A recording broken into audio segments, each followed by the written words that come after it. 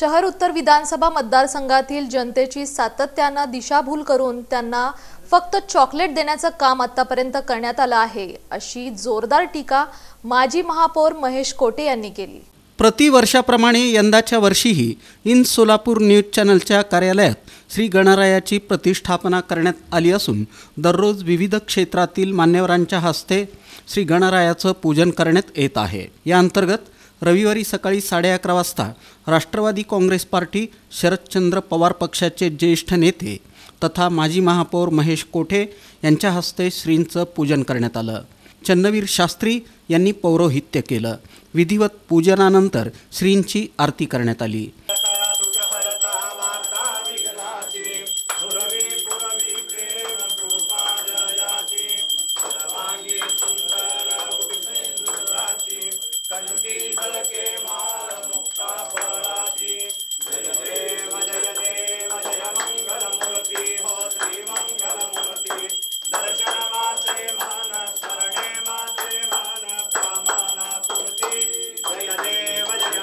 यावेळी वृत्त संपादक तथा सल्लागार गिरीश मंगरुळे यांनी स्वागतपर प्रास्ताविक केल्यानंतर इन सोलापूर न्यूजचे चॅनल प्रमुख समाधान वाघमोडे यांच्या हस्ते त्यांचा सत्कार करण्यात आला। दरम्यान महेश कोठे यांनी तमाम भक्तगणांना गणेशोत्सवानिमित्त शुभेच्छा दिल्या आणि गणेश विसर्जन मिरवणूक शांततेत पार पाडण्याचं आवाहन केलं। शहर विकासासाठी सर्वांना आशीर्वाद देण्याची प्रार्थना त्यांनी यावेळी गणरायाचरणी केली। सोलापूर हे नेहमी सर्व धर्म समभावाने काम करणारा शहर आहे। सगळे सण आपण एकत्र चांगल्या पद्धतीने साजरा करतोय। आता ईद ए मिलाद सुद्धा ह्याच दरम्यान आहे, पण मुस्लिम बांधवांनी सुद्धा मोठं मन केलं आणि ते नंतर 2 दिवस नंतर ते ईद ए मिलादचे जुलूस काढण्याचं त्यांनी ठरवलं। ह्याच्यातूनच आपली एकी दिसून येते, कारण हिंदू लोक आपण मुस्लिमच्या समानाला जातो आणि मुस्लिम लोक आपल्यामध्ये सहभागी होतात। अनेक मंडळामध्ये जर ताशे वाजवणारे बघितले तर मॅक्झिमम मुस्लिम मुलं त्या ठिकाणी पाहायला मिळतात। आणि निश्चित सोलापूरमध्ये अतिशय शांततेपूर्वक आत्तापर्यंत सगळे हे झालेले आहेत।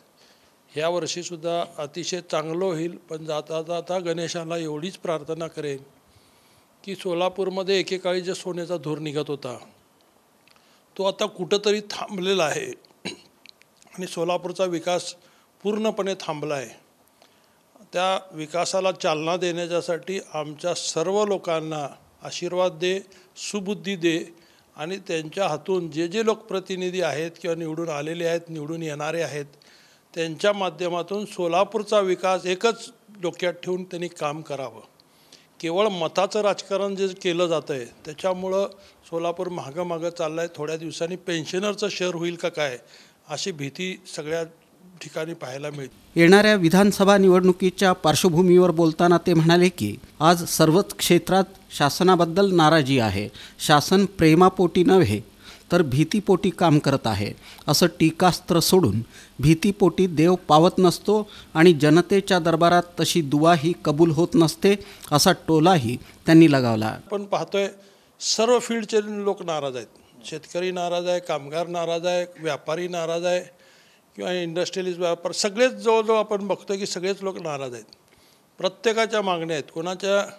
कोणाला जातीमध्ये भांडणं लावलेले आहेत, कोणाला रिझर्वेशन देतो म्हणले, कोणाला अजून काय करतो म्हणले। त्यामुळे प्रत्येकजण आज अतिशय वाईट ह्याच्यात चाललेलं आहे। काय उद्या घडेल हे सांगता येत नाही, अशा परिस्थितीमध्ये सगळेजण आहोत। आणि त्यामुळं ते लोक म्हणतात, काही लोकांचं हे असतं की काही लोक पूजा जे करतात की भीतीपोटी करतात, काही मनापासून करतात, काही श्रद्धेने करतात। आणि हे सरकार आता भीतीपोटी काम करतं हे सिद्ध होतं आहे। मग लाडकी बहीण योजना असेल किंवा अजून वेगवेगळ्या ज्या योजना येत आहेत ते फक्त प्रेमापोटी नाही आहेत तर भीतीपोटी आहेत। आणि भीतीपोटी कुठलाही देव पावत नाही, कारण एक म्हण आहे की रोज लाखों हात उठते हे दुआ के लिए, हर एक की दुआ कबूल नहीं होती। तशी अवस्था आज सरकारची झाली आहे। त्यांची दुआ आता जनतेच्या दरबारामध्ये कबूल होणार नाही हे चित्र सध्या आहे। आणि निश्चित महाराष्ट्राच्या दृष्टिकोनी महाविकास आघाडीच्या माध्यमातून चांगले दिवस आल्याशिवाय राहणार। आपण मनापासून ज्येष्ठ नेते शरदचंद्र पवार यांच्या बरोबर असून अन्य कुठं नव्हे तर शहर उत्तरमधूनच आपण निवडणूक लढवणार असं स्पष्ट करताना या मतदारसंघात आतापर्यंत जनतेची केवळ दिशाभूल करण्याचं आणि त्यांना चॉकलेट देण्याचंच काम सातत्यानं करण्यात आलं आहे. आमदारांना आपली कर्तव्ये काय आहेत आणि जबाबदाऱ्या काय आहेत हेच माहीत नाही.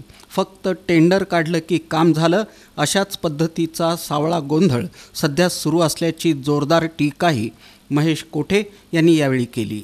शहर उत्तरला मी उभारायचं ठरवलं आहे. घरकुलच्या लोकांचा आग्रह होता, यांना तुम्ही दोनदा तिकडं जाऊन उभारला, पण तुम्ही जर घरकुल ह्या भागातूनच राहिला असता तर तुम्ही चांगल्या मताने निवडून आला असता. आणि म्हणून मी पण ठरवलं की ठीक आहे की यावेळेस कुठल्याही परिस्थितीत घरकुलमध्ये लढवायचं. पण राजकारण बदलत गेलं. प्रणितीताई तिथं होत्या. गेल्यावेळेस मी 33,000चं लीड घेतलं होतं. आणि हे बदलत्या राजकारणामध्ये लोकांना वाटतं की अपक्ष तुम्ही 33,000 34,000 मतं घेतलं आहे, तर इथं कुठल्याही पार्टीकडनं उभारला तर पार्टीचे 15-20,000 जरी मतं पडलं तर तुम्ही तिथं विनिंग आहात. त्यामुळं तुम्ही तिथं यावं असं काही लोकांचा आग्रह जरूर आहे.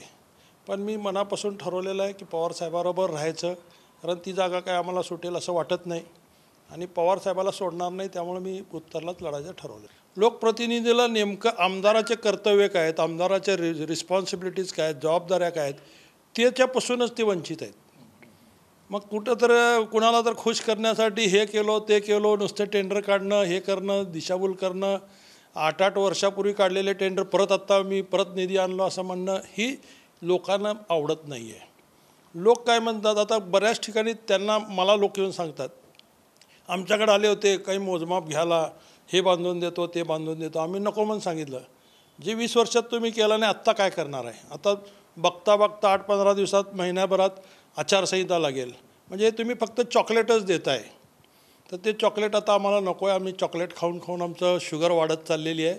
त्यामुळे आता आम्हाला चॉकलेट नको आहे. खऱ्या अर्थाने जो आमचा विकास करेल त्याला आम्ही निवडून देणार आहे असं स्पष्ट मत आता उत्तरच्या लोकांनी ठरवलेलं आहे. या प्रसंगी in Solapur news channel Ganeshotsav मंडळाचे अध्यक्ष तथा उपसंपादक दीपक सोमा, सल्लागार तथा कार्यकारी संपादक पद्माकर कावळे, सचिव विक्रांत कालेकर, सहसचिव रविकांत बगले, उपाध्यक्ष कृष्णा रेळेकर, दिनेश शिंदे, पूजा समिती प्रमुख महेश एमुल, राजू गायकवाड, मिरवणूक प्रमुख मनोज हुलसुरे, स्वागत समिती प्रमुख कपिल कुचन, महेश उंडाळे, सजावट प्रमुख मनोज जगताप, अशोक गुजरे आदींची उपस्थिती होती.